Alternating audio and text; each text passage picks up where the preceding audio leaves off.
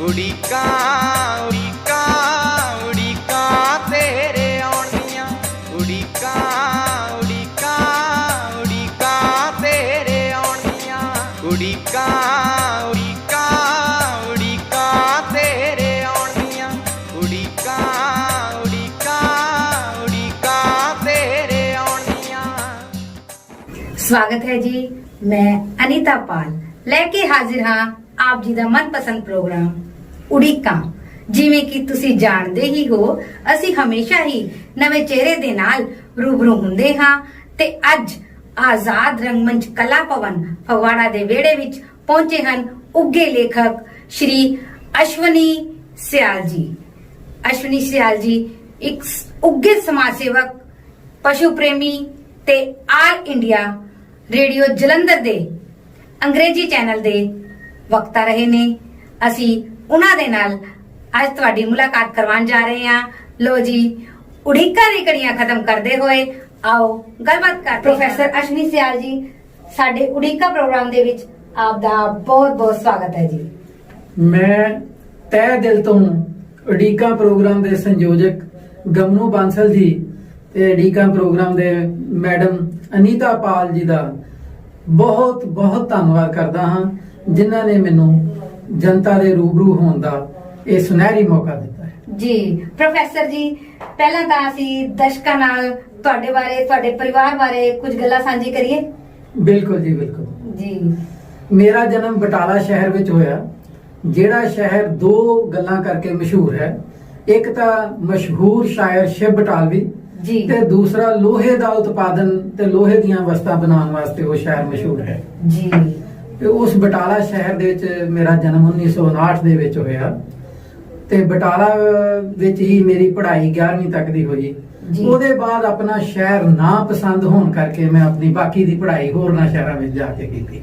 ਆਪਣਾ ਸ਼ਹਿਰ ਪਸੰਦ ਨਹੀਂ, ਇਹ ਸਾਡੇ ਦਰਸ਼ਕ ਜ਼ਰੂਰ ਜਾਣਨਾ ਚਾਹਣਗੇ ਵੀ ਕੀ ਕਾਰਨ ਰਿਹਾ। ਕੱਲਾ ਮੈਨੂੰ ਹੀ ਆਪਣਾ ਬਟਾਲਾ ਸ਼ਹਿਰ ਪਸੰਦ ਨਹੀਂ, ਸ਼ਿਵ ਬਟਾਲਵੀ ਨੂੰ ਵੀ ਆਪਣਾ ਬਟਾਲਾ ਸ਼ਹਿਰ ਪਸੰਦ ਨਹੀਂ ਸੀ ਜੀ। ਤੇ ਉਹਨਾਂ ਨੇ ਬਟਾਲੇ ਸ਼ਹਿਰ ਦੇ ਬਾਰੇ ਜੋ ਲਿਖਿਆ ਉਹੀ ਮੇਰਾ ਜਵਾਬ ਹੈ ਕਿ ਲੋਹੇ ਦਾ ਸ਼ਹਿਰ ਇਹ, ਪੱਥਰ ਦੇ ਲੋਕ ਵਸਦੇ ਜੀ। ਲੋਹੇ ਦਾ ਸ਼ਹਿਰ ਇਹ, ਪੱਥਰ ਦੇ ਲੋਕ ਵਸਦੇ, ਸਿੱਕੇ ਦੇ ਬੋਲ ਬੋਲਣ, ਸਿੱਕੇ ਦੇ ਨਾਲ ਤੋਲਣ। ਜੀ ਜੀ, ਸਿੱਕੇ ਦੇ ਬੋਲ ਬੋਲਣ ਤੇ ਸਿੱਕੇ ਨਾਲ ਤੋਲਣ। ਹਾਂ, ਜਿਹੜੀ ਸਰਮਾਏਦਾਰੀ ਕਲਾਸ ਹੈ ਬਟਾਲਾ ਵਿੱਚ ਉਹ ਬੜੀ ਭਾਰੂ ਹੈ ਜੀ। ਬਟਾਲੇ ਵਿੱਚ ਰਿਸ਼ਤੇਦਾਰੀਆਂ, ਪ੍ਰੇਮ ਪਿਆਰ, ਮੁਹੱਬਤਾਂ, ਆਪਸੀ ਨੇੜਤਾ ਉਹ ਇਸ ਗੱਲ ਤੋਂ ਨਾਪੀ ਜਾਂਦੀ ਹੈ ਕਿ ਤੁਹਾਡੇ ਕੋਲ ਕਿੱਡੀ ਕੁ ਵੱਡੀ ਕਾਰ ਹੈ ਜੀ, ਤੁਸੀਂ ਕਿੰਨੀਆਂ ਕੁ ਸੁੱਖ ਸੁਵਿਧਾਵਾਂ ਦੇ ਮਾਲਕ ਹੋ ਜੀ, ਤੁਹਾਡੀ ਕੋਠੀ ਕਿੰਨੀ ਵੱਡੀ ਹੈ। ਇਹੀ ਗੱਲ ਸ਼ਿਵ ਬਟਾਲਵੀ ਨੂੰ ਨਹੀਂ ਰਾਸ ਆਈ ਤੇ ਇਹੋ ਗੱਲ ਮੈਨੂੰ ਨਹੀਂ ਰਾਸ ਆਈ ਤੇ ਮੈਂ 10ਵੀਂ ਤੋਂ ਬਾਅਦ ਹੀ ਆਪਣੇ ਘਰਦਿਆਂ ਨੂੰ ਕਹਿਤਾ ਸੀ ਕਿ ਮੈਂ ਇੱਥੇ ਨਹੀਂ ਰਹਿਣਾ, ਮੈਂ ਆਪਣੀ ਬਾਕੀ ਦੀ ਪੜ੍ਹਾਈ ਬਾਕੀ ਸ਼ਹਿਰਾਂ 'ਚ ਜਾ ਕੇ ਕਰਾਂ। ਜੀ। 10ਵੀਂ ਤੋਂ ਬਾਅਦ ਤੁਸੀਂ ਕਿੱਥੇ ਪੜ੍ਹਾਈ ਕੀਤੀ, ਕਿਹੜੇ ਸ਼ਹਿਰ 'ਚ? 10ਵੀਂ ਤੋਂ ਬਾਅਦ ਜੀ ਮੈਂ ਅੰਮ੍ਰਿਤਸਰ ਦੇ ਵਿੱਚ ਡਿਪਲੋਮਾ ਇਨ ਫਾਰਮੇਸੀ ਕੀਤਾ ਜੀ ਤੇ ਫਾਰਮਾਸਿਸਟ ਬਣਿਆ ਜੀ। ਤੇ ਉੱਥੇ ਵੀ ਸਾਇੰਸ ਦੇ ਵਿੱਚ ਮੇਰੀ ਡਿਸਟਿੰਕਸ਼ਨ ਸੀ ਤੇ ਮੈਂ ਯੂਨੀਵਰਸਿਟੀ ਟੌਪ ਕੀਤੀ ਸੀ ਫਿਜ਼ਿਕਸ ਦੇ ਵਿੱਚ ਜੀ। ਪਰ ਮੈਨੂੰ ਚੂੰਕਿ ਫਾਰਮੇਸੀ ਬਹੁਤੀ ਜਚੀ ਨਹੀਂ ਔਰ ਮੇਰੇ ਸਤਰ ਦੇ ਮੁਤਾਬਕ ਉਹ ਥੋੜਾ ਜੌਬ ਜਿਹੜੀ ਸੀ ਨੀਵੇਂ ਪੱਧਰ ਦੀ ਸੀ, ਇਸ ਕਰਕੇ ਮੈਂ ਆਪਣੇ BA ਆਨਰਸ ਕੀਤੀ ਜੀ, MA ਕੀਤੀ, MPhil ਕੀਤੀ ਤੇ ਹੋਰ ਵੀ ਪੜ੍ਹਾਈ ਕਰਕੇ ਫਿਰ ਲੈਕਚਰਰ ਬਣ ਗਿਆ ਜੀ। ਤੇ ਕਾਲਜ ਦਾ ਲੈਕਚਰਰ ਦੇ ਤੌਰ ਦੇ ਉੱਤੇ ਫਿਰ ਮੈਂ ਆਪਣਾ ਸੈਕੰਡ ਪੜਾਅ ਜ਼ਿੰਦਗੀ ਦਾ ਸ਼ੁਰੂ ਕੀਤਾ ਜੀ। ਕਾਲਜ ਦੇ ਲੈਕਚਰ ਦੇ ਤੌਰ ਤੇ ਤੁਹਾਡਾ ਪੜਾਉਣ ਦਾ ਵਿਸ਼ਾ ਕਿਹੜਾ ਸੀ? ਇੰਗਲਿਸ਼ ਸੀ ਜੀ, ਮੈਂ ਇੰਗਲਿਸ਼ ਦਾ ਲੈਕਚਰਰ ਰਿਹਾ ਹਾਂ ਜੀ। ਆਪਾਂ ਕਿਹੜੇ ਕਾਲਜ ਵਿੱਚ ਆਪਾਂ ਜੌਬ ਕਰਦੇ ਰਹੇ ਹਾਂ? ਮੈਂ ਜੀ ਸਵਾਮੀ ਸੁਤੰਤਰਤਾ ਆਨੰਦ ਮੈਮੋਰੀਅਲ ਕਾਲਜ ਦੀਨਾਨਗਰ, ਜ਼ਿਲ੍ਹਾ ਗੁਰਦਾਸਪੁਰ ਦੇ ਵਿੱਚ ਮੇਰੀ ਪਹਿਲੀ ਜੌਬ ਸੀ ਕਾਲਜ ਪੱਧਰ ਤੇ ਜੀ। ਜੀ ਸਿਆਲ ਜੀ, ਤੁਹਾਡੇ ਲਿਖਣ ਦੇ ਵਿੱਚ ਤੁਹਾਨੂੰ ਰੁਚੀ ਕਿੰਨੇ ਕੁ ਟਾਈਮ ਤੋਂ ਸ਼ੁਰੂ ਹੋਈ ਹੈ, ਜਾਂ ਛੋਟੇ ਹੁੰਦੇ ਸੀ ਜ਼ਿਆਦਾ, ਜਾਂ ਆਪਾਂ ਨੂੰ ਕੋਈ? ਮੇਰੀ ਪਹਿਲੀ ਕਹਾਣੀ ਸੰਕਲਪ ਜੀ ਬਟਾਲੇ ਤੋਂ ਇੱਕ ਪੱਤਰਿਕਾ ਨਿਕਲਦੀ ਸੀ ਮਾਨਵ ਮਹਿਮਾ ਜੀ, ਉਹਦੇ ਵਿੱਚ ਛਪੀ ਸੀ ਜੀ। ਉਸ ਕਹਾਣੀ ਦੇ ਵਿੱਚ ਮੈਂ ਇਹੀ ਕਹਿਣਾ ਚਾਹਿਆ ਸੀ ਕਿ ਇੱਕ ਵਾਰ ਜਿਹੜਾ ਤੁਸੀਂ ਸੰਕਲਪ ਆਪਣੇ ਮਨ ਦੇ ਵਿੱਚ ਸੋਚ ਸਮਝ ਕੇ ਕਰ ਲੈਂਦੇ ਹੋ, ਉਸ ਦੇ ਉੱਤੇ ਅਡਿੱਗ ਰਹਿਣਾ ਹੀ ਤੁਹਾਡਾ ਫਰਜ਼ ਹੈ ਜੀ, ਔਰ ਉਸ ਤੋਂ ਡਗਮਗਾਣਾ ਬਿਲਕੁਲ ਨਹੀਂ ਚਾਹੀਦਾ। ਇਹ ਮੇਰੀ ਕਹਾਣੀ 6ਵੀਂ ਜਮਾਤ ਵਿੱਚ ਛਪੀ ਸੀ ਜੀ। ਉਹਦੇ ਬਾਅਦ ਮੇਰਾ ਧਾਰਮਿਕ ਵਿਸ਼ਿਆਂ ਦੇ ਵਿੱਚ ਰੁਚੀ ਹੋ ਗਈ ਤੇ ਮੈਂ ਉਪਨਿਸ਼ਦਾਂ ਦੇ ਉੱਤੇ ਵੀ ਕੁਝ ਲਿਖਣਾ ਸ਼ੁਰੂ ਕਰ ਦਿੱਤਾ ਜੀ। ਜਿਹੜੇ ਹਿੰਦੂ ਸ਼ਾਸਤਰ ਦੇ ਮਹਾਨ 9 ਉਪਨਿਸ਼ਦ ਗਿਣੇ ਗਏ ਨੇ ਜੀ ਉਹਨਾਂ ਉੱਤੇ ਵੀ ਮੇਰੇ ਲੇਖ ਜਿਹੜੇ ਸੀ ਛਪਦੇ ਰਹੇ। ਜੀ ਇਹ 7ਵੀਂ ਤੇ 8ਵੀਂ ਤੱਕ ਐਸਾ ਚੱਲਦਾ ਰਿਹਾ ਜੀ। ਜੀ ਅਸ਼ਵਨੀ ਜੀ, ਤੁਸੀਂ ਆਰਟੀਕਲ ਵੀ ਲਿਖਦੇ ਰਹੇ ਹੋ। ਹਾਂਜੀ, ਤੇ ਹਾਂਜੀ। ਪਹਿਲਾ ਆਰਟੀਕਲ ਕਦੋਂ ਲਿਖਿਆ ਤੇ ਕਿੱਥੇ ਛਪਿਆ ਸੀ ਤੁਹਾਡਾ? ਪਹਿਲਾ ਆਰਟੀਕਲ ਤਾਂ ਜੀ 7ਵੀਂ ਕਲਾਸ ਦੇ, ਜਿੱਦਾਂ ਮੈਂ ਦੱਸਿਆ ਕਿ ਉਪਨਿਸ਼ਦ ਜਿਹੜੇ ਹਿੰਦੂ ਸ਼ਾਸਤਰ ਦੇ ਗ੍ਰੰਥ ਨੇ, ਜੀ। 9 ਉਪਨਿਸ਼ਦ ਨੇ, ਉਹਨਾਂ ਦੇ ਵਿੱਚ ਸੀ ਜੀ ਸ਼ਾਂਤੀ ਸਾਗਰ ਪਿਆਰੇ ਪ੍ਰਭੂ, ਜੀ ਆਨੰਦ ਸਰਿਤਾ, ਇਸ ਤਰ੍ਹਾਂ ਦੇ ਮੇਰੇ ਆਰਟੀਕਲ ਉਹਨਾਂ ਦਿਨਾਂ 'ਚ ਧਾਰਮਿਕ ਵਿਸ਼ੇ ਤੇ ਆਉਂਦੇ ਸੀ। ਜੀ ਪਰ ਮੁੱਖ ਤੌਰ ਤੇ ਮੇਰਾ ਪਹਿਲਾ ਆਰਟੀਕਲ ਉਦੋਂ ਛਪਿਆ ਜਦੋਂ ਮੈਂ ਪੰਜਾਬ ਵਿਸ਼ਵਵਿਦਿਆਲੇ ਵਿੱਚ ਐਮਫਿਲ ਦੀ ਪੜ੍ਹਾਈ ਕਰ ਰਿਹਾ ਸੀ। ਜੀ ਤੇ ਉੱਥੇ ਮੈਂ ਇੱਕ ਕੋਡ ਜਿਹਾ ਦੇਖਿਆ ਗ੍ਰੇਸ ਮਾਰਕ ਸਿਸਟਮ ਦਾ। ਉਸ ਕੋਡ ਦੇ ਅਗੇਂਸਟ ਮੇਰਾ ਪਹਿਲਾ ਆਰਟੀਕਲ ਦਾ ਟ੍ਰਿਬਿਊਨ ਦੇ ਸੰਡੇ ਰੀਡਿੰਗ ਦੇ ਵਿੱਚ ਛਪਿਆ ਜੀ ਤੇ ਉਸ ਆਰਟੀਕਲ ਦਾ ਮੈਨੂੰ ਬਹੁਤ ਵੱਡਾ ਇਨਾਮ ਵੀ ਮਿਲਿਆ, ਜੀ ਕਿਉਂਕਿ ਉਹ ਆਰਟੀਕਲ ਪੰਜਾਬ ਵਿਸ਼ਵਵਿਦਿਆਲੇ ਚੰਡੀਗੜ੍ਹ ਦੀ ਕੋੜੀ ਵਿਵਸਥਾ ਜਿਹੜੀ ਸੀ ਗ੍ਰੇਸ ਮਾਰਕ ਸਿਸਟਮ ਦੀ, ਜੀ ਹਾਂਜੀ। ਉਹਨੂੰ ਉਘੇੜਦਾ ਸੀ, ਉਹਦੇ ਚੰਗੀ ਤਰ੍ਹਾਂ ਨਾਲ ਛੋਡੇ ਲਾਉਂਦਾ ਸੀ। ਇਸ ਕਰਕੇ ਉਸ ਆਰਟੀਕਲ ਨੂੰ ਲਿਖਣ ਦੇ ਬਦਲੇ ਮੈਨੂੰ ਇਹ ਇਨਾਮ ਦਿੱਤਾ ਗਿਆ ਕਿ ਮੈਨੂੰ ਹੋਸਟਲ ਚੋਂ ਕੱਢ ਦਿੱਤਾ ਗਿਆ ਜੀ ਤੇ ਮੈਂ ਫਿਰ ਬਾਕੀ ਦੀ ਆਪਣੀ ਐਮਫਿਲ ਦਾ ਸਮਾਂ ਜਿਹੜਾ ਸੀ ਬਾਹਰ ਕਮਰਾ ਲੈ ਕੇ ਹੀ ਆਪਣੀਆਂ। ਜੀ ਅਸ਼ਵਨੀ ਜੀ, ਤੁਹਾਡੇ ਆਰਟੀਕਲਸ ਜਾਂ ਕਹਾਣੀਆਂ ਦਾ ਜ਼ਿਆਦਾਤਰ ਲਿਖਣ ਦਾ ਵਿਸ਼ਾ ਕਿਹੜਾ ਹੁੰਦਾ ਹੈ? ਜ਼ਿਆਦਾਤਰ ਮੈਂ ਐਜੂਕੇਸ਼ਨ ਤੇ ਲਿਖਿਆ ਜੀ, ਜੀ ਔਰ ਐਜੂਕੇਸ਼ਨ ਦੇ ਵਿੱਚ ਜਿਹੜੀਆਂ ਤਰੁੱਟੀਆਂ ਹਨ ਉਹਨਾਂ ਦੇ ਵਿੱਚ ਲਿਖਿਆ, ਔਰ ਟ੍ਰਿਬਿਊਨ ਦੇ ਵਿੱਚ ਕਾਫੀ ਜ਼ਿਆਦਾ ਲਿਖਿਆ। ਜੀ ਜਿੱਦਾਂ ਮੇਰਾ ਪਹਿਲਾ ਆਰਟੀਕਲ ਗ੍ਰੇਸ ਮਾਰਕ ਸਿਸਟਮ ਦੀ ਲਾਹਨਤ ਦੇ ਉੱਤੇ ਸੀ, ਜੀ ਜਿਹੜੀ ਪੰਜਾਬ ਵਿਸ਼ਵਵਿਦਿਆਲੇ 'ਚ ਵੀ ਹੈ ਚੰਡੀਗੜ੍ਹ ਔਰ ਬਾਕੀ ਵਿਸ਼ਵਵਿਦਿਆਲਿਆਂ 'ਚ ਵੀ ਹੈ। ਜੀ ਦੂਜਾ ਮੇਰਾ ਆਰਟੀਕਲ ਸੀ ਕਿ ਇਹਨਾਂ ਦੀ ਪੜ੍ਹਾਉਣ ਦਾ ਸਿਸਟਮ ਸਾਰਾ ਗਲਤ ਹੈ, ਇਹ ਸਿਰਫ ਕਿਤਾਬਾਂ ਦੀ ਗਿਣਤੀ ਵਧਾ ਰਹੇ ਨੇ ਜੀ। ਔਰ ਇਹ ਕ੍ਰੀਏਟੀਵਿਟੀ ਪੈਦਾ ਨਹੀਂ ਕਰ ਰਹੇ। ਉਸ ਆਰਟੀਕਲ ਦਾ ਟਾਈਟਲ ਸੀ ਡੋਂਟ ਵੇਸਟ देयर ਟਾਈਮ। ਇਸ ਆਰਟੀਕਲ ਨੂੰ ਲਿਖਣ ਕਰਕੇ ਵੀ 3 ਮਹੀਨੇ ਮੇਰੀ ਤਨਖਾਹ ਰੋਕ ਦਿੱਤੀ ਗਈ ਜੀ ਔਰ ਉਦੋਂ ਮੈਂ ਯੂਨੀਵਰਸਿਟੀ ਦੇ ਵਿੱਚ ਪਾਰਟ ਟਾਈਮ ਲੈਕਚਰਰ ਦੇ ਤੌਰ ਸੀ। ਜੀ। ਉਹਦੇ ਬਾਅਦ ਫਿਰ ਮੇਰਾ ਟ੍ਰਿਬਿਊਨ ਦੇ ਵਿੱਚ ਹੀ ਰਡਰਲੈਸ ਸ਼ਿਪਸ ਨਾਮ ਦੇ ਉੱਤੇ ਆਰਟੀਕਲ ਆਇਆ ਕਿ ਅੱਜ ਦੇ ਵਿਦਿਆਰਥੀ ਬਿਨਾਂ ਪਤਵਾਰ ਦੀ ਨੌਕਾ ਦੀ ਤਰ੍ਹਾਂ ਹਨ। ਜੀ। ਇਧਰੋਂ ਧੱਕਾ ਮਾਰਿਆ ਤੇ ਆਰਟਸ ਸਟਰੀਮ 'ਚ ਚਲੇ ਗਏ, ਕਿਸੇ ਫੁੱਫੜ ਨੇ ਕਹਿਤਾ ਤੇ ਕਮਰਸ 'ਚ ਚਲੇ ਗਏ, ਜੀ। ਜੇ ਕਿਸੇ ਹੋਰ ਰਿਸ਼ਤੇਦਾਰ ਨੇ ਕਹਿਤਾ ਤੇ ਸਾਇੰਸ 'ਚ ਚਲੇ ਗਏ। ਉਹਨਾਂ ਨੂੰ ਪਤਾ ਹੀ ਆਪਣੀ ਨਹੀਂ ਸੋਚੀ ਹੈ, ਸਮਝੀ ਕੁਛ ਨਹੀਂ। ਆਪਣੀ ਸੋਚੀ ਸਮਝੀ ਨਹੀਂ, ਉਹਨਾਂ ਦਾ ਕੋਈ ਐਪਟੀਚਿਊਡ ਟੈਸਟ ਨਹੀਂ, ਉਹਨਾਂ ਦਾ ਕੋਈ ਐਟੀਟਿਊਡ ਟੈਸਟ ਨਹੀਂ ਹੈ। ਜੀ ਉਹ ਧੱਕੇ ਧਕਾਏ ਬਿਨਾਂ ਪਤਵਾਰ ਦੀਆਂ ਕਿਸ਼ਤੀਆਂ ਦੀ ਤਰ੍ਹਾਂ ਮਝਧਾਰ ਦੇ ਵਿੱਚ ਡੱਕੇ ਡੋਲੇ ਖਾਂਦੇ ਫਿਰਦੇ ਨੇ। ਜੀ। ਇਸ ਤਰ੍ਹਾਂ ਦੇ ਮੇਰੇ ਆਰਟੀਕਲ ਸਨ ਜਿਹੜੇ ਐਜੂਕੇਸ਼ਨ ਦੇ ਵਿਸ਼ੇ ਤੇ ਛਪੇ। ਜੀ। ਇਸ ਤੋਂ ਇਲਾਵਾ ਮੈਂ ਮੰਡਲ ਕਮਿਸ਼ਨ ਦੇ ਉੱਤੇ ਵੀ, ਜਦੋਂ ਕਿ ਸ਼ੈਡਿਊਲਡ ਕਾਸਟ ਬੈਕਵਰਡ ਕਲਾਸ ਦਾ ਜਿਹੜਾ ਮਸਲਾ ਉੱਠਿਆ ਜੀ। ਤੇ ਉਹਦੇ ਉੱਤੇ ਵੀ ਮੈਂ ਆਪਣੀ ਵੱਲੋਂ ਇੱਕ ਬੈਲੈਂਸਡ ਜੀ ਰਿਪੋਰਟ ਲਿਖੀ, ਜਿਹੜੀ ਦੈਨਿਕ ਟ੍ਰਿਬਿਊਨ ਤੇ ਪੰਜਾਬੀ ਟ੍ਰਿਬਿਊਨ ਦੋਨਾਂ ਦੇ ਐਡੀਟੋਰੀਅਲ ਪੇਜ ਤੇ ਛਪੀ। ਜੀ ਤੇ ਮੈਨੂੰ ਇਸ ਗੱਲ ਦਾ ਫਖਰ ਹੈ ਕਿ ਮੈਂ ਪੰਜਾਬ ਦਾ ਪਹਿਲਾ ਰਾਈਟਰ ਸੀ ਜਿਨੇ ਉਸ ਵੇਲੇ ਵਕਤ ਦੀ ਚੱਲਦੀ ਹੋਈ ਧਾਰ ਦੇ ਵਿਰੁੱਧ ਕੁਝ ਕਹਿਣ ਦੀ ਜੁਰਤ ਕੀਤੀ।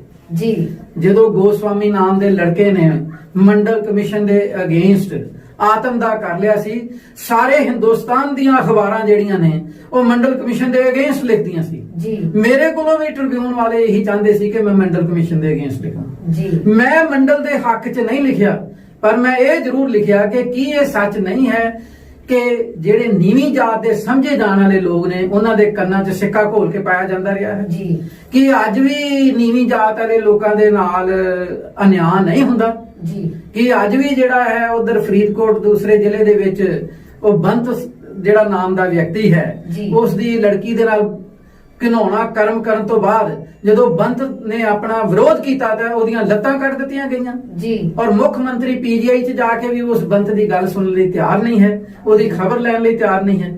ਤਾਂ ਮੈਂ ਇਹ ਕਿਹਾ ਸੀ ਕਿ ਕੀ ਅਸੀਂ ਅਨਿਆਂ ਕਰਾਂਗੇ ਜੇ ਮੰਡਲ ਕਮਿਸ਼ਨ ਲਾਗੂ ਹੋ ਜਾਏਗਾ? ਇਹ ਸੋਚਣ ਦਾ ਵਿਸ਼ੇ ਹੈ। ਜੀ ਇਹ ਠੀਕ ਹੈ ਕਿ ਮੈਂ ਇਹਦੇ ਨਾ ਹੱਕ 'ਚ ਹਾਂ ਨਾ ਵਿਰੋਧ 'ਚ ਹਾਂ। ਮੈਂ ਕਹਿੰਦਾ ਹਾਂ ਜਿਹੜਾ ਵੀ ਪਛੜਿਆ ਹੈ ਉਸ ਨੂੰ ਉਹਦਾ ਹੱਕ ਮਿਲਣਾ ਚਾਹੀਦਾ। ਜੀ। ਜਿਹੜਾ ਵੀ ਪਛੜਿਆ ਸਮਾਜ ਵਿੱਚ ਬਰਾਬਰੀ ਦਾ ਹੱਕ ਹਰ ਇਨਸਾਨ ਦਾ ਹੈ। ਪਰ ਮੈਂ ਮਨੂ ਦੇ ਉੱਤੇ ਆਪਣੀ ਉਂਗਲੀ ਜ਼ਰੂਰ ਚੱਕੀ ਸੀ ਕਿ ਜਿਨੇ ਆਪਣੀ ਮਨੂ ਸਮ੍ਰਿਤੀ 'ਚ ਲਿਖਿਆ ਸੀ ਇਹ ਨਸਯ ਪਿਤਰੋ ਤਸਯ ਪਿਤਾਮਾ, ਜੇ ਪਿਓ ਮੋਚੀ ਦਾ ਕੰਮ ਕਰਦਾ ਹੈ ਤੇ ਪੁੱਤਰ ਵੀ ਮੋਚੀ ਦਾ ਹੀ ਕੰਮ ਕਰੇਗਾ। ਜੀ। ਇਸ ਵਰਨ ਵਿਵਸਥਾ ਦੇ ਉੱਤੇ ਥੋੜਾ ਜਿਹਾ ਮੈਂ ਆਪਣੀ ਉਂਗਲੀ ਜ਼ਰੂਰ ਚੱਕੀ ਸੀ ਔਰ ਮੈਨੂੰ ਇਸ ਗੱਲ ਦਾ ਮਾਣ ਹੈ ਕਿ ਮੈਂ ਪੰਜਾਬ ਦਾ ਪਹਿਲਾ ਲੇਖਕ ਸੀ ਜੀ। ਜਿਹੜਾ ਪੰਜਾਬੀ ਟ੍ਰਿਬਿਊਨ ਤੇ ਦੈਨਿਕ ਟ੍ਰਿਬਿਊਨ ਦੇ ਐਡੀਟੋਰੀਅਲ ਪੇਜ ਦੇ ਉੱਤੇ ਇਸ ਵਿਸ਼ੇ ਨਾਲ ਛਪਿਆ ਕਿ ਕੀ ਮੰਡਲ ਕਮਿਸ਼ਨ ਰਿਪੋਰਟ ਲਾਗੂ ਹੋਣ ਨਾਲ ਵਾਸਤਵ ਵਿੱਚ ਹੀ ਸਮਾਜ ਦਾ ਬਹੁਤ ਨੁਕਸਾਨ ਹੋਏਗਾ। ਜੀ। ਮੈਂ ਦੋਨਾਂ ਪੱਖਾਂ ਦੀ ਗੱਲ ਉੱਥੇ ਕੀਤੀ ਤੇ ਇਸ ਦਾ ਇੱਕ ਵਿਵਾਦ ਜਿਹੜਾ ਸੀ ਖੜਾ ਕੀਤਾ।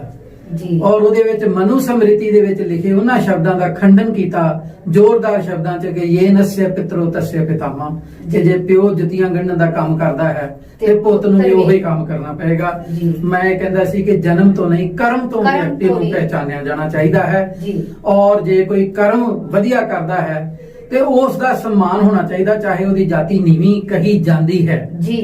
ਤੇ ਜੇ ਕੋਈ ਬਾਹਮਣ ਹੋ ਕੇ ਵੀ ਗਊ ਦਾ ਮਾਸ ਖਾਂਦਾ ਹੈ, ਸੂਰ ਦਾ ਮਾਸ ਖਾਂਦਾ ਹੈ, ਤੇ ਉਸ ਬਾਹਮਣ ਨੂੰ ਨਿਕ੍ਰਿਸ਼ਟ ਸਮਝਣਾ ਚਾਹੀਦਾ ਹੈ। ਜੀ। ਨਿਕ੍ਰਿਸ਼ਟ ਸਮਝਣਾ ਚਾਹੀਦਾ ਹੈ। ਜੀ ਪ੍ਰੋਫੈਸਰ ਜੀ, ਹਾਂਜੀ।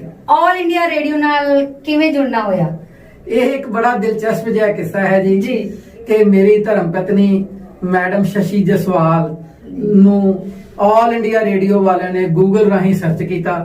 ਉਹਨਾਂ ਨੂੰ ਕਿਸੇ ਸੰਸਕ੍ਰਿਤ ਦੇ ਵਿਦਵਾਨ ਦੀ ਲੋੜ ਸੀ ਤੇ ਮੇਰੀ ਇਹ ਧਰਮ ਪਤਨੀ ਸ਼ਸ਼ੀ ਜਸਵਾਲ ਜੀ ਕਮਲਾ ਨਹਿਰੂ ਕਾਲਜ ਦੇ ਵਿੱਚ ਪਿਛਲੇ 25 ਸਾਲਾਂ ਤੋਂ ਜ਼ਿਆਦਾ ਸਮੇਂ ਤੋਂ ਸੰਸਕ੍ਰਿਤ ਪੜ੍ਹਾ ਰਹੇ ਹਨ ਕਾਲਜ ਪੱਧਰ ਤੇ ਮੈਂ ਉਹਨਾਂ ਦਾ ਡਰਾਈਵਰ ਬਣ ਕੇ ਕਾਰ ਦਾ ਜਿਹੜਾ ਸੀ ਆਲ ਇੰਡੀਆ ਰੇਡੀਓ 'ਚ ਪਹਿਲੀ ਵਾਰੀ ਐਂਟਰ ਹੋਇਆ ਸੀ। ਜੀ। ਹੁਣ ਨੱਚਣ ਵਾਲੇ ਦੀ ਅੱਡੀ ਨਾ ਰਹਿੰਦੀ, ਗਾਉਣ ਵਾਲੇ ਦਾ ਮੂੰਹ। ਜਿੰਨੀ ਦੇਰ ਉਹ ਰਿਕਾਰਡਿੰਗ ਕਰ ਰਹੇ ਸੀ ਉਨੀ ਦੇਰ ਚੱਲ ਅੱਧਾ ਪੌਣਾ ਘੰਟਾ ਲੱਗਣਾ ਸੀ। ਤਾਂ ਮੈਂ ਉੱਥੇ ਕਿਸੇ ਨੂੰ ਪੁੱਛਿਆ ਕਿ ਯਾਰ ਇੱਥੇ ਅੰਗਰੇਜ਼ੀ ਦੇ ਪ੍ਰੋਗਰਾਮ ਨਹੀਂ ਹੁੰਦੇ? ਤੇ ਉਹਨਾਂ ਕਿਹਾ ਕਿ ਉਸ ਕਮਰੇ ਵਿੱਚ ਮੈਡਮ ਸ਼ਹਿਨਾਜ਼ ਜੌਲੀ ਕੌੜਾ ਬੈਠੇ ਨੇ, ਉਹ ਅੰਗਰੇਜ਼ੀ ਦੇ ਹੀ ਸਪੀਚਸ ਜਿਹੜੀਆਂ ਨੇ ਉਹ ਕਰਵਾਉਂਦੇ ਨੇ ਤੇ ਉਹ ਉਸ ਪ੍ਰੋਗਰਾਮ ਦੇ ਪ੍ਰੋਡਿਊਸਰ ਨੇ। ਮੈਂ ਸ਼ਹਿਨਾਜ਼ ਜੌਲੀ ਮੈਡਮ ਨੂੰ ਮਿਲਿਆ। ਉਹਨਾਂ ਨੇ 5-7 ਮਿੰਟ ਦੀ ਗੱਲਬਾਤ ਦੇ ਵਿੱਚ ਵੀ ਮੈਨੂੰ ਬਹੁਤ ਅੱਛਾ ਸਮਝਿਆ ਤੇ ਮੇਰੇ ਅੰਦਰ ਉਹਨਾਂ ਨੂੰ ਜ਼ਰੂਰਤ ਤੋਂ ਜ਼ਿਆਦਾ ਕਾਬਲੀਅਤ ਨਜ਼ਰ ਆਈ, ਜਿਹੜੀ ਦਾ ਮੈਂ ਯੋਗ ਨਹੀਂ ਹਾਂ, ਪਰ ਉਹਨਾਂ ਨੂੰ ਮੈਂ ਬਹੁਤ ਕਾਬਲ ਲੱਗਾ। ਤੇ ਉਹਨਾਂ ਮੈਨੂੰ ਮੌਕੇ ਦੇ ਉੱਤੇ ਹੀ ਇੱਕ ਵਿਸ਼ਾ ਦੇ ਦਿੱਤਾ। ਵਿਸ਼ਾ ਬੜਾ ਉਹਨਾਂ ਵੱਲੋਂ ਔਖਾ ਉਹਨਾਂ ਨੇ ਦਿੱਤਾ ਕਿ ਜਿਹੜਾ ਅੰਗਰੇਜ਼ੀ ਸਿੱਖਣ ਦਾ ਕੰਨਾਂ ਰਾਹੀਂ ਸੁਣ ਕੇ ਅੰਗਰੇਜ਼ੀ ਕਿੱਦਾਂ ਸਿੱਖਣੀ ਹੈ ਔਰ ਵਿਗਿਆਨਿਕ ਢੰਗ ਨਾਲ ਕਿੱਦਾਂ ਸਿੱਖਣੀ ਹੈ, ਇਹ ਆਮ ਬੰਦੇ ਦੇ ਵੱਸ ਦਾ ਕੰਮ ਨਹੀਂ ਸੀ। ਇਸ ਵਿਸ਼ੇ ਤੇ ਬੋਲਣਾ ਫੋਨੈਟਿਕਸ ਦਾ ਅਕੂਸਟਿਕ ਮੋਡ ਆਫ ਲਰਨਿੰਗ ਇੰਗਲਿਸ਼। ਪਰ ਉਸ ਵਿਸ਼ੇ ਤੇ ਜਦੋਂ ਟਾਕ ਹੋਈ, ਬੜੀ ਧੰਨ ਹੋਈ, ਈਸ਼ਵਰ ਦੀ ਕਿਰਪਾ ਨਾਲ ਬਹੁਤ ਉਸ ਦੀ ਪ੍ਰਸ਼ੰਸਾ ਕੀਤੀ। ਫਿਰ ਮੈਨੂੰ ਉਹਨਾਂ ਨੇ ਆਲ ਇੰਡੀਆ ਰੇਡੀਓ ਦੇ ਇੰਗਲਿਸ਼ ਦੇ ਟਾਕਸ ਜਿਹੜੀਆਂ ਨੇ, ਸਪੀਚਸ ਜਿਹੜੀਆਂ ਨੇ, ਉਹਨਾਂ ਦੇ ਪੈਨਲ ਤੇ ਉਹਨਾਂ ਨੇ ਮੈਨੂੰ ਆਪਣੇ ਪੱਕੇ ਤੌਰ ਤੇ ਰੱਖ ਲਿਆ। ਤੇ ਉਸ ਤੋਂ ਬਾਅਦ ਮੇਰੀਆਂ ਕਈ ਟਾਕਸ ਹੋਈਆਂ। ਹੁਣ ਮੇਰੀ ਜਿਹੜੀ ਲਾਸਟ 2 ਟਾਕ ਸੀ, 18 ਫਰਵਰੀ ਨੂੰ ਮੇਰੀ ਟਾਕ ਮੋਦੀ ਜੀ ਦੇ ਸਵੱਛਤਾ ਅਭਿਆਨ ਦੇ ਉੱਤੇ ਹੋਈ ਹੈ ਜੀ। ਔਰ ਹੁਣ ਲੇਟੈਸਟ ਮੇਰੀ ਟਾਕ ਜਿਹੜੀ ਹੈ 8 ਸਤੰਬਰ ਨੂੰ ਬ੍ਰੌਡਕਾਸਟ ਹੋਈ ਹੈ। ਮੋਦੀ ਜੀ ਦੀ ਜਿਹੜੀ ਨਵੀਂ ਐਜੂਕੇਸ਼ਨ ਪਾਲਿਸੀ ਹੈ, ਜਿਹੜੀ 2020 ਚ ਆਈ ਹੈ ਤੇ 21 ਤੋਂ ਲਾਗੂ ਹੋ ਜਾਏਗੀ, 1 ਸਾਲ ਦੇ ਬੱਚੇ ਤੋਂ ਲੈ ਕੇ PhD ਦੇ ਸਟੂਡੈਂਟ ਤੱਕ ਸਭ ਉੱਤੇ ਲਾਗੂ ਹੋਏਗੀ। ਉਸ ਪਾਲਿਸੀ ਦੇ ਬਾਰੇ ਉਹਨਾਂ ਨੇ ਮੈਨੂੰ ਇਨਵਾਈਟ ਕੀਤਾ ਸੀ ਕਿ ਮੈਂ ਲੋਕਾਂ ਨੂੰ ਇਹ ਦੱਸਾਂ ਕਿ ਉਹ ਪਾਲਿਸੀ ਕੀ ਹੈ ਜੀ। ਕਿ ਪਸ਼ੂਆਂ ਨਾਲ ਵੀ ਪ੍ਰੇਮ ਕਰਨ ਦਾ ਕੋਈ ਖਾਸ ਕਾਰਨ ਹੈ? ਤੁਹਾਡੇ ਬਾਰੇ ਬੜਾ ਸੁਣਿਆ ਕਿ ਤੁਹਾਨੂੰ ਜਾਨਵਰਾਂ ਨਾਲ ਬੜਾ ਹੀ ਪਿਆਰ ਹੈ ਜੀ। ਜਿਹੜੇ ਮੂੰਹੋਂ ਬੋਲ ਕੇ ਆਪਣੇ ਦਿਲ ਦੀ ਵਿਅਥਾ ਨਹੀਂ ਦੱਸ ਸਕਦੇ ਜੀ, ਚਾਹੇ ਉਹ ਪਸ਼ੂ ਹੋਣ ਚਾਹੇ ਉਹ ਪੰਛੀ ਹੋਣ ਜੀ, ਉਹ ਮੇਰਾ ਦਿਲ ਚੀਰ ਜਾਂਦੇ ਹਨ ਜਦੋਂ ਮੈਂ ਉਹਨਾਂ ਨੂੰ ਜ਼ਖਮੀ ਹਾਲਤ 'ਚ ਦੇਖਦਾ ਹਾਂ ਜੀ। ਮੈਂ ਖੁਦ ਜਦੋਂ ਛੋਟਾ ਸੀ ਤੇ ਅਸੀਂ ਆਪਣੇ ਘਰ ਗਾਂ ਰੱਖੀ ਹੁੰਦੀ ਸੀ ਤੇ ਮੈਨੂੰ ਉਸ ਗਾਂ ਦੇ ਨਾਲ ਬੇਸ਼ੁਮਾਰ ਪਿਆਰ ਸੀ। ਉਹਦੇ ਜਿਹੜੇ ਬਛੜੇ ਬਛੜੀਆਂ ਹੋਏ ਉਹਨਾਂ ਨਾਲ ਵੀ ਬੜਾ ਸਨੇਹ ਸੀ ਤੇ ਮੈਂ ਉਹਨਾਂ ਨਾਲ ਆਪਣੀਆਂ ਫੋਟੋ ਵੀ ਖਿਚਵਾਉਂਦਾ ਹੁੰਦਾ ਸੀ ਤੇ ਉਹਨਾਂ ਨੂੰ ਬਹੁਤ ਪਿਆਰ ਕਰਦਾ ਸੀ। ਉਹੀ ਪ੍ਰੇਮ ਮੇਰਾ ਜਿਹੜਾ ਹੈ ਇਹ ਬਰਕਰਾਰ ਰਿਹਾ ਤੇ ਮੈਂ ਉਸ ਪ੍ਰੇਮ ਦੇ ਖਾਤਰ ਹੀ ਆਪਣੀ ਨੌਕਰੀ ਵੀ ਜਿਹੜੀ ਲੱਖ ਰੁਪਈਆ ਲਗਭਗ ਮਹੀਨਾ ਮੇਰੀ ਤਨਖਾਹ ਸੀ, ਮੈਂ 2 ਸਾਲ ਪਹਿਲਾਂ ਹੀ ਛੱਡ ਦਿੱਤੀ ਜੀ। ਹੁਣ ਮੇਰੇ ਜੀਵਨ ਦਾ ਉਦੇਸ਼ ਇਹੀ ਸੀ ਕਿ ਜਿੱਥੇ ਕਿਸੇ ਗਾਂ ਦੀ ਕੋਈ ਲੱਤ ਟੁੱਟੀ ਹੈ, ਕਿਸੇ ਦੀ ਪੂਛ ਕੱਟੀ ਹੈ, ਕਿਸੇ ਨੂੰ ਕਿਸੇ ਨੇ ਦਾਤਰ ਮਾਰਿਆ ਹੈ, ਕੋਈ ਬੌਲਦ ਹੈ, ਕੋਈ ਬਛੜਾ ਹੈ, ਮੈਂ ਉਹਨਾਂ ਨੂੰ ਆਪਣੇ ਘਰ ਲੈ ਆਵਾਂ, ਡਾਕਟਰਸ ਨੂੰ ਬੁਲਾਵਾਂ, ਡਾਕਟਰਸ ਉਹਨਾਂ ਦਾ ਇਲਾਜ ਕਰਨ, ਉਹਨਾਂ ਨੂੰ ਠੀਕ ਠਾਕ ਕਰਕੇ ਤੇ ਜਿੱਦਾਂ ਬਾਬਲ ਆਪਣੀ ਧੀ ਨੂੰ ਘਰੋਂ ਤੋਰਦਾ ਹੈ ਉਸੇ ਤਰ੍ਹਾਂ ਸਗਨਾ ਸਵਾਰਥਾਂ ਨਾਲ ਮੈਂ ਇਹਨਾਂ ਨੂੰ ਪੂਰਾ ਸਗਨ ਪਾ ਕੇ ਤੇ ਕਿਸੇ ਨਾ ਕਿਸੇ ਗਊਸ਼ਾਲਾ ਦੇ ਵਿੱਚ ਪਹੁੰਚਾ ਦਿੰਦਾ ਜੀ। ਤੇ 24 ਘੰਟੇ ਸਾਡੇ ਘਰ ਦੇ ਬਾਹਰ ਇਹ ਗਊ ਵੰਸ਼ ਜਿਹੜਾ ਹੈ ਇਹਦੇ ਲਈ ਪਾਣੀ ਤੇ ਭੋਜਨ ਦੀ ਵਿਵਸਥਾ ਰਹਿੰਦੀ ਹੈ। ਜੇ ਹਰਾ ਚਾਰਾ ਨਾ ਵੀ ਹੋਵੇ ਤੇ ਅਸੀਂ ਇਹਨਾਂ ਦੇ ਲਈ ਤੂੜੀ ਦੇ ਵਿੱਚ ਚੋਕਰ ਮਿਲਾ ਕੇ, ਸੁੱਕਾ ਗੁੜ ਮਿਲਾ ਕੇ ਇਹਨਾਂ ਦੇ ਲਈ ਹਮੇਸ਼ਾ ਰੱਖਦੇ ਹਾਂ ਜੀ। ਤੇ ਪੰਛੀਆਂ ਲਈ ਸੱਤ ਅਨਾਜਾ, ਜਿਹੜਾ ਜਿਹਨੂੰ ਸਤਨਾਜਾ ਕਹਿੰਦੇ ਹਨ, ਉਹ ਤੇ ਪਾਣੀ ਦੀ ਵਿਵਸਥਾ ਵੱਖਰੇ ਤੌਰ ਤੇ ਦਿੰਦੇ। ਬਹੁਤ ਵਧੀਆ ਜੀ। ਪ੍ਰੋਫੈਸਰ ਜੀ, ਇਸ ਕੰਮ ਵਿੱਚ ਤੁਹਾਡੀ ਫੈਮਿਲੀ ਦੀ ਕਿੰਨੀ ਕੁ ਸਪੋਰਟ ਹੈ ਕਿ ਫੈਮਿਲੀ ਵਾਲੇ ਵੀ ਤੁਹਾਨੂੰ ਪੂਰੀ ਸਪੋਰਟ ਕਰਦੇ ਨੇ? ਬਿਲਕੁਲ ਜੀ, ਬਿਨਾਂ ਫੈਮਿਲੀ ਦੀ ਸਪੋਰਟ ਦੇ ਹੋ ਨਹੀਂ ਸਕਦਾ ਜੀ। ਇਸ ਕੰਮ ਦੀ ਪ੍ਰੇਰਣਾ ਦਾ ਜਿਹੜਾ ਮੂਲ ਸ਼੍ਰੇ ਹੈ, ਜਿਹੜਾ ਮੁੱਢਲਾ ਸ਼੍ਰੇ ਹੈ, ਉਹ ਮੇਰੀ ਮਾਂ ਨੂੰ ਜਾਂਦਾ ਹੈ ਜੀ। ਮੇਰੇ ਮਾਤਾ ਜੀ ਬਹੁਤ ਦਿਆਲੂ ਹਿਰਦੇ ਸਨ। ਉਹ ਉਸ ਗਾਂ ਨੂੰ ਬਹੁਤ ਪਿਆਰ ਕਰਦੇ ਸੀ, ਜਿਹੜੀ ਅਸੀਂ ਰੱਖੀ ਦੀ ਸੀ, ਤੇ ਬਾਕੀ ਵੀ ਜਿਹੜੇ ਗਾਂ ਬਛੜੇ ਹੁੰਦੇ ਸੀ ਉਹਨਾਂ ਲਈ ਉਹ ਰੋਟੀ ਦਾ ਇੰਤਜ਼ਾਮ ਕਰਦੇ ਸੀ ਜੀ। ਤੇ ਉਹੀ ਮੈਨੂੰ ਜਿਹੜਾ ਸਪੋਰਟ ਹੈ ਮੇਰੀ ਧਰਮ ਪਤਨੀ ਨੇ ਦਿੱਤੀ ਮੇਰੀ ਸ਼ਾਦੀ ਤੋਂ ਬਾਅਦ। ਉਹੀ ਸਪੋਰਟ ਜਿਹੜੀ ਹੈ, ਮੇਰੀ ਇੱਕ ਬੇਟੀ ਹੈ, ਉਹ ਵੀ ਇਹਨਾਂ ਗਊਆਂ ਦੀ ਸੇਵਾ ਕਰਨ ਦੇ ਵਿੱਚ, ਮੀਮਾਂਸਾ ਨਾਮ ਹੈ ਉਸਦਾ, ਉਹ ਗਊਆਂ ਦੀ ਸੇਵਾ ਕਰਨ ਦੇ ਵਿੱਚ, ਉਹਨਾਂ ਦੇ ਜ਼ਖਮਾਂ ਨੂੰ ਸਾਫ਼ ਕਰਨ ਦੇ ਵਿੱਚ, ਉਹਨਾਂ ਦਾ ਇਲਾਜ ਕਰਨ ਦੇ ਵਿੱਚ ਉਹ ਸਾਡਾ ਪੂਰਾ ਸਹਿਯੋਗ ਕਰਦੀਆਂ ਹਨ ਮਾਵਾਂ ਧੀਆਂ। ਮੇਰੀ ਪਤਨੀ ਸ਼ਸ਼ੀ ਜਸਵਾਲ, ਪ੍ਰੋਫੈਸਰ ਸ਼ਸ਼ੀ ਜਸਵਾਲ ਤੇ ਮੇਰੀ ਬੇਟੀ ਮੀਮਾਂਸਾ, ਇਹਨਾਂ ਦੇ ਸਹਿਯੋਗ ਤੋਂ ਬਿਨਾਂ ਮੈਂ ਸ਼ਾਇਦ ਇਹ ਕੰਮ ਬਿਲਕੁਲ ਨਹੀਂ ਕਰ ਸਕਦਾ ਜੀ। ਪ੍ਰੋਫੈਸਰ ਜੀ, ਸਮਾਜ ਸੇਵਾ ਦੇ ਹੋਰ ਕਿਹੜੇ-ਕਿਹੜੇ ਖੇਤਰ ਨੇ ਜਿਨ੍ਹਾਂ ਵਿੱਚ ਤੁਸੀਂ ਇਸ ਟਾਈਮ ਸਕਰੀਏ ਹੋ? ਮੈਂ ਜੀ, ਜਿਸ ਤਰ੍ਹਾਂ ਅੰਨੇ ਸਟੂਡੈਂਟਸ ਨੂੰ ਚੰਡੀਗੜ੍ਹ ਪੁਲਿਸ ਨੇ ਲਾਠੀਆਂ ਮਾਰੀਆਂ ਸੀ ਜੀ, ਅਸੀਂ ਹਿੱਕ ਤਾਣ ਕੇ ਉਹਨਾਂ ਦੇ ਸਾਹਮਣੇ ਖੜੇ ਹੋ ਗਏ ਸੀ। ਕਰਮ ਸਿੰਘ ਨਾਂ ਦੇ ਫੋਟੋਗ੍ਰਾਫਰ ਨੇ ਫੋਟੋ ਖਿੱਚੀਆਂ ਤੇ ਪੰਜਾਬੀ ਟ੍ਰਿਬਿਊਨ ਦੇ ਵਿੱਚ ਪੂਰਾ ਇੱਕ ਪੇਜ ਦਾ ਆਰਟੀਕਲ ਛਪਿਆ ਸੀ ਹਨੇਰਿਆਂ ਦੀਆਂ ਵਲਗਣਾ ਵਿੱਚੋਂ ਜੀ। ਇਸੇ ਤਰ੍ਹਾਂ ਜਿਹੜੇ ਯਤੀਮ ਬੱਚੇ ਹਨ, ਜੰਮੂ ਤੱਕ ਜਾ ਕੇ ਉਹਨਾਂ ਦੀਆਂ ਗ੍ਰਾਂਟਾਂ ਖੁਲਵਾਉਣ ਦੇ ਵਿੱਚ ਈਸ਼ਵਰ ਦੀ ਕਿਰਪਾ ਨਾਲ ਮੈਂ ਕੁਝ ਕਰ ਸਕਿਆ। ਉੱਥੇ ਜੰਮੂ ਦੀ ਟੌਪ ਕਲਾਸ ਜਿਹੜੀ ਇੰਗਲਿਸ਼ ਦੀਆਂ ਅਖਬਾਰਾਂ ਸੀ ਉਹਨਾਂ ਦੇ ਵਿੱਚ ਉਹਨਾਂ ਦੇ ਬਾਰੇ ਆਰਟੀਕਲ ਲਿਖੇ, ਯਤੀਮ ਬੱਚਿਆਂ ਬਾਰੇ, ਮੈਂਟਲੀ ਰਿਟਾਰਡਡ ਬੱਚਿਆਂ ਦੇ ਬਾਰੇ, ਔਰ ਉਹਨਾਂ ਦੀਆਂ ਗ੍ਰਾਂਟਾਂ ਖੁੱਲੀਆਂ। ਉਹਨਾਂ ਬੱਚਿਆਂ ਨੂੰ ਰੱਜ ਕੇ ਰੋਟੀ ਖਾਣ ਨੂੰ ਮਿਲੀ। ਲੋਕਾਂ ਦੇ ਵਿੱਚ ਚੇਤਨਾ ਪੈਦਾ ਹੋਈ ਕਿ ਸਿਰਫ ਅਰਦਾਸਾਂ ਕਰਨ ਨਾਲ ਜਾਂ ਆਰਤੀ ਕਰਨ ਦੇ ਨਾਲ ਗੱਲ ਨਹੀਂ ਬਣਨੀ।